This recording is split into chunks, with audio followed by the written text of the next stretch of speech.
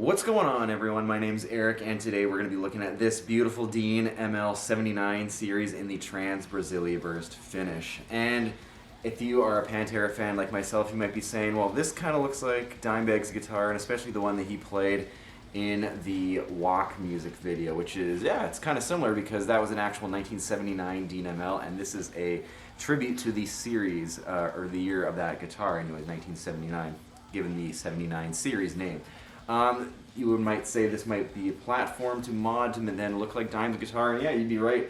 These 79 series guitars are great platforms to mod or just kind of make them your own, or just even keep them stock. They're just built very well, as I've said, with these Dean guitars, and especially with these early Korean ones. This is a 2009. Built very well, sounds great, feels great, and everything. That's besides the point. What we're going to do today is we're going to do a pickup swap in the neck here. We're going to clean the guitar, and I'm going to show you what you should do with guitars with Floyds if they've been sitting a while, and especially if they're a little dirty. It looks pretty clean on camera here from what I can tell, but up to the naked eye here, it's a little dirty. Same thing here. We're going to show you what you do when you get a guitar that's maybe been sitting for a little bit, and then then we'll mess around with the Floyd Rose, and you will believe it or not, honestly, like the amount of springs in the back does do something, so I'll walk you through what all that does and everything. So, without further ado, let's get the strings off, and then let's get right into putting this new pickup in. Here we go. Alright, guitar's on the bench here, and just a quick up and down of it. First thing you want to do, get rid of the Floyd Rose nut clamps off the guitar if it has a Floyd. And then what you're going to do is, what I like to do anyways, use the pack of strings here, in this case it's cardboard. Use the packaging, throw it under the back here, and depress the strings as much as you can. Or just get another piece of cardboard, something firm that can hold the bridge back, because if you're not used to a Floyd Rose, those springs are pulling on that bridge to make it go like that. And you counteract that by tuning the guitar to the tuning that you want. And yeah, we'll get into all that later, but basically, throw something in the back there just to keep it level and just so it's not going to move. The bridge is always just going to want to do that when you're changing strings on a Floyd Rose. So throw something like the string package right in the back of it if it's strong enough to support it. It doesn't have to be crazy, you know, it just needs to support it just a little, because otherwise you're just going to be going like this, you know, and trying to deal with holding the Floyd up like this and having it wanting to pull back down this entire time. It might not be a pain for you, but you know, when you do as much of these as I do, you know, sometimes you got to make some little, you got to have a cheat here and there. So just like that, boom. And just loosen them all like that and get those old dead strings out of there. Alright, so the next thing you want to do right before you flip the guitar over is that you're going to notice that the string was sitting in here, obviously, and it's sandwiching with that string lock, this little block here. So instead of the lock here pinching that string and potentially breaking it, there's a little piece of metal in here that's flat and sits against the string, so you don't actually break your string like they're just from actually trying to hold it in place here with the Floyd Rose. So what you're going to want to do, make sure these are all tightened up, because if they're not, they're going to fall out, and then that could be a pain trying to find them, especially because they're super tiny, and if you're not working on like a clear surface like I am, you might have a hard time trying to find them after. So again, you know, I've done a lot of these, and it's just trying to find those little simple hacks, alright? That'll make your day a little bit easier with working on a Floyd Rose. Alright, here's the back of the guitar, and we have 3 different pots in the back here. 1 volume pot is wired up, and the 2 active EMG pots are not wired up. They're just there for show and just to have them capped off just so the guitar looks finished. And if you get a guitar like this, what you want to do, take off all the tape that is holding maybe some of the wiring together. It's not like the wiring is actually held together like that. It's just to cover the ends, just so nothing is grounding off or touching each other, which would then short the circuit and then makes you not have signal. So if you have to do that, using electrical tape is a good way to remedy that, just so nothing's touching and nothing's grounding itself out. Alright, so here's all the wiring with the tape off of it, and as you can see, there's just exposed wires at the end of it too, and even if they are all soldered together, if there's metal touching metal in the circuit, and that it shouldn't be, you're going to have a grounded out signal for the most part, or you're going to have some other issues that you're running into. This here, this braided shield here, this also serves as a ground, so as you can see, we have a solder right on there as well, and even down here on the volume pot, that's how you solder the ground to the volume pot. You just solder right onto the wire. I don't like it personally because if you get these wires too hot, sometimes they'll melt and they'll burn. Then you'll have to cut the wire, and if you don't have a lot of room in the cavity, or if you don't have a lot of wire to work with, you might be, you know, upstream without a paddle, for lack of better words, more or less. So we're gonna get rid of all this and then just rewire the new pickup in. All right, so everything's unsoldered, and as you can see here, we got some residue from the actual solder from what was soldered to it. That's normal. Just make sure you go and test this and make sure none of the parts are grounding out. So then if they are grounding out or any way, or they're buzzing, you might have to splice at one of those parts if you're going to use that pickup again in some way, shape, or form.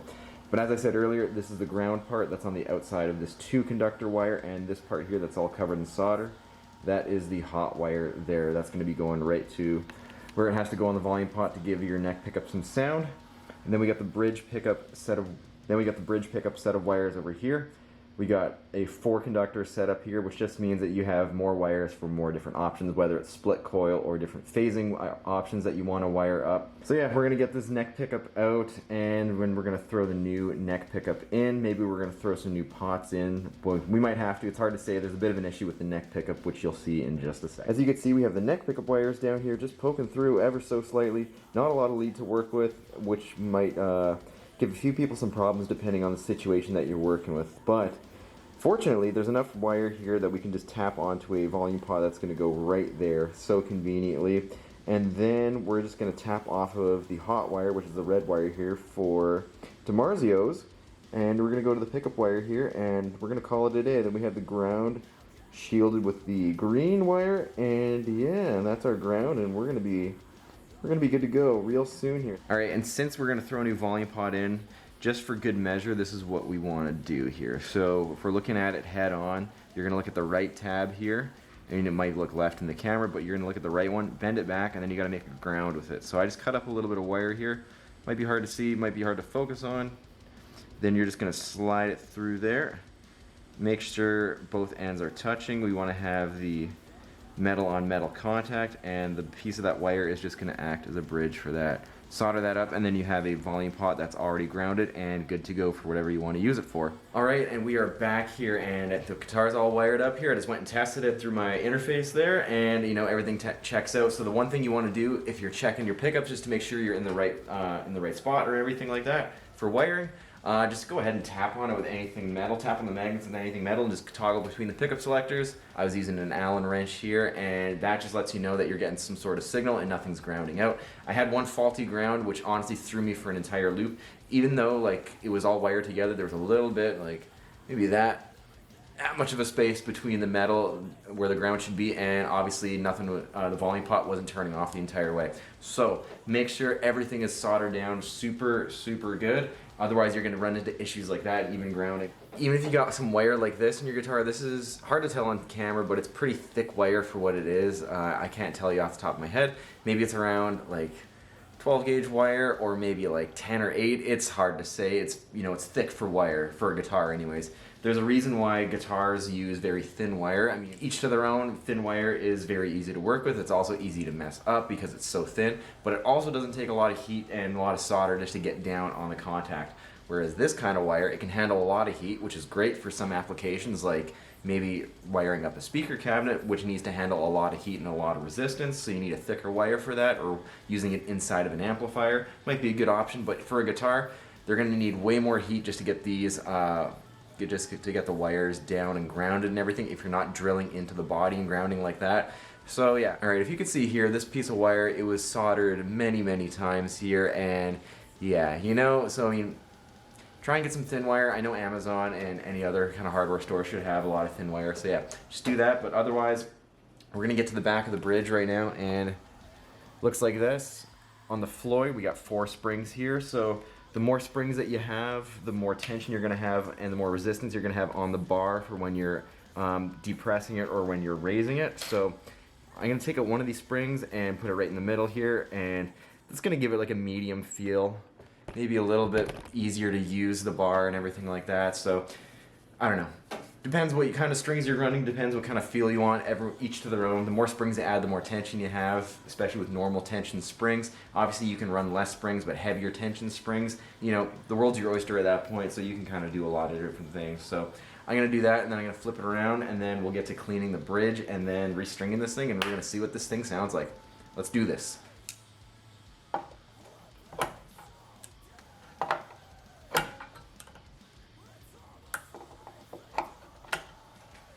All right, another thing when you're running a Floyd Rose, and if you want to mute the springs, because you could hear that on camera, I don't know how well that translates, they're gonna ring, especially when you're hitting open chords and you're playing the guitar real hard and everything, and you mute the guitar real fast, these springs are still gonna vibrate. So if you wanna avoid that and you're recording, throw some foam or a cloth in the back, and that will dampen the entire thing. It's not gonna affect the usability of the Floyd, it's just gonna mute the springs. And if you wanna go the extra step, you can actually get some noiseless Floyd Rose springs for the guitar as well.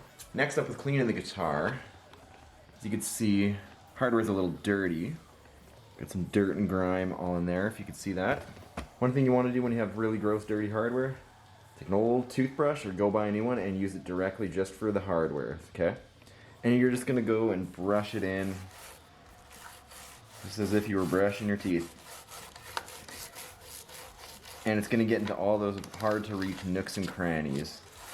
Now, this isn't gonna polish it entirely, but this is only part of the equation here. What we do, or what I do anyways. So as you just saw there, you just go back and forth a little bit like that, and then you might have to do a little bit more. You might have to go in with a little bit of like a heavier cleaner and get in like that, and just to get rid of all the dirt and the rust and everything. But another thing you can also do is use a little bit of guitar polishing wax, use that on the hardware, and that really will bring it to life. So use a mixture of the two and you'll be in good hands there. And for any of the parts that are having a hard time moving or anything like that, or if they've just been sitting for a while, a little bit of this 3-in-1 oil, I've talked about it before. So you can get this from, as I've told you before, this comes from a place called Canadian Tire, this particular brand. I'm sure you can get this anywhere in the States or wherever you want. It's super cheap, maybe $10 or probably $5 honestly, depending where you are. And really, this goes a long way. Instead of having to replace and buy new parts, throw this into the parts that should be moving, like maybe the fine tuners on the Floyd Rose or even the tuners of a guitar. Don't use it on the electronics, that'll fry them. So use it on those parts that should be moving, as I just said, and you will save yourself lots of money from having to replace the parts, instead of you're just spending $10 on a little bit of this. I'm going to do all that to the guitar, and then I'll see you in a bit.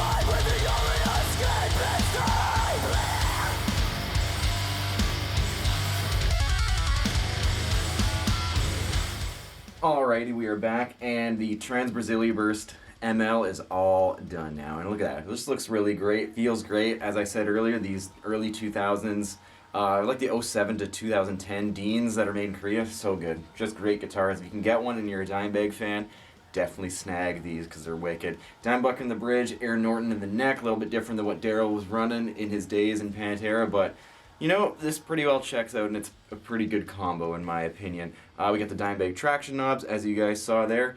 But yeah, this thing, well-built guitar, it's all wired up here, and let's give it a rip. We're going to go straight into my EVH 5150 Iconic, which is then going into my 2-notes captor, going into my computer, then I just got an IR going on as the cab sim. So this is it, no pedals or anything, here we go.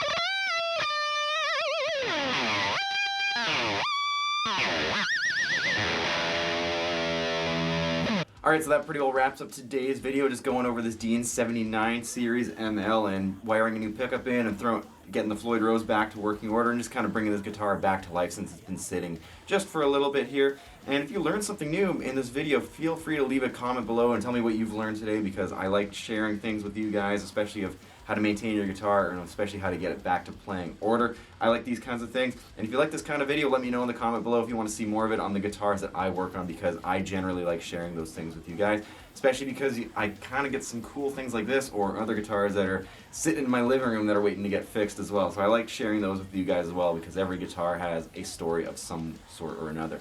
So with all that being said, thanks for watching. I hope you learned something new, and I will see you in the next video.